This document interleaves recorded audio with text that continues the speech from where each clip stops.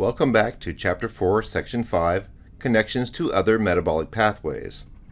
By the end of this section, you will be able to discuss the way in which carbohydrate metabolic pathways, glycolysis, and the citric acid cycle interrelate with protein and lipid metabolic pathways. Explain why metabolic pathways are not considered closed systems. You have learned about the catabolism of glucose, which provides energy to living cells. But living things consume more than just glucose for food. How does a turkey sandwich, of course the sandwich I just ate was cotto salami, but same principle, which contains protein, provide energy to your cells? This happens because all of the catabolic pathways for carbohydrates, proteins, and lipids eventually connect into glycolysis and the citric acid cycle pathways. Metabolic pathways should be thought of as porous. That is, substances enter from other pathways and other substances leave for other pathways. These pathways are not closed systems. Many of the products in a particular pathway are reactants in other pathways. Connections of other sugars to glucose metabolism. Glycogen, a polymer of glucose, is a short-term energy storage molecule in animals. When there is adequate ATP present, excess glucose is converted into glycogen for storage.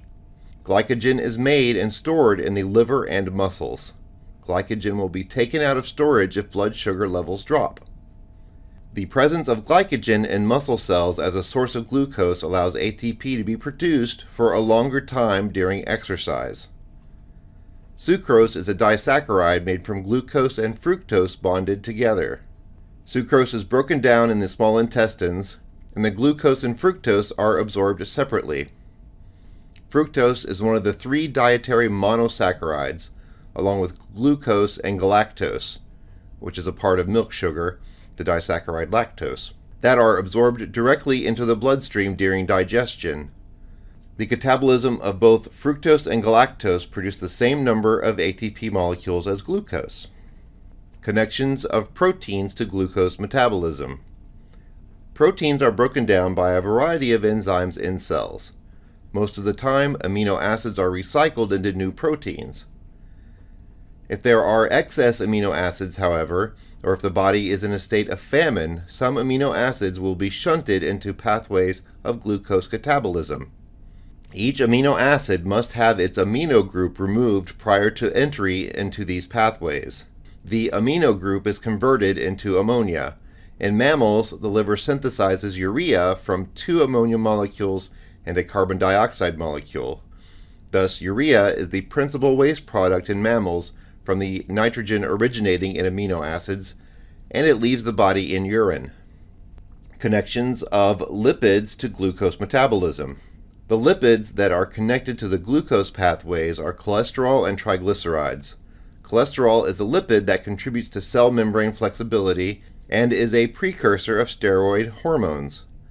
The synthesis of cholesterol starts with acetyl-CoA, remember that's acetyl coenzyme A, and proceeds in only one direction. The process cannot be reversed and ATP is not produced. Triglycerides are a form of long-term energy storage in animals. Triglycerides store about twice as much energy as carbohydrates.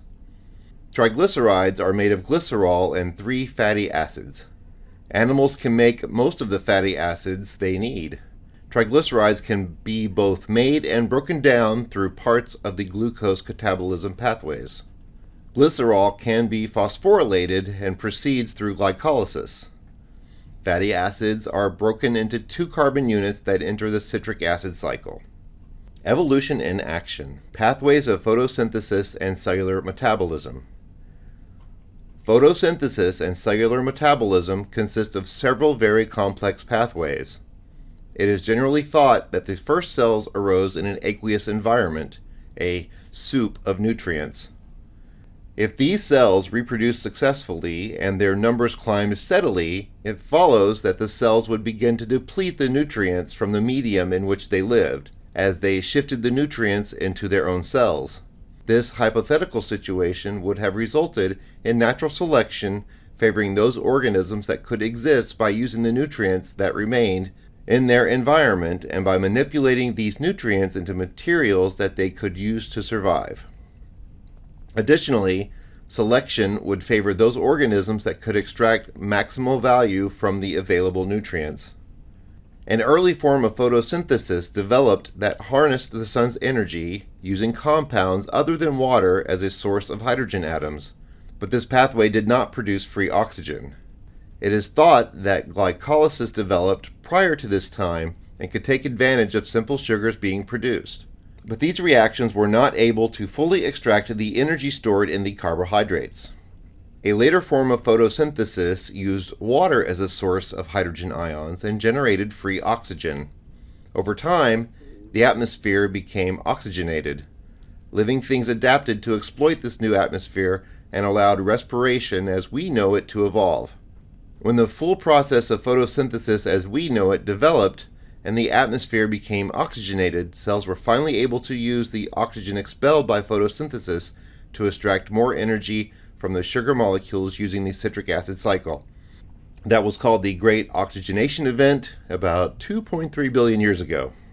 Alright, that brings us to the end of Chapter 4, How Cells Obtain Energy. Join me next time for Photosynthesis, Chapter 5, starting with the overview of photosynthesis. Okay, until then.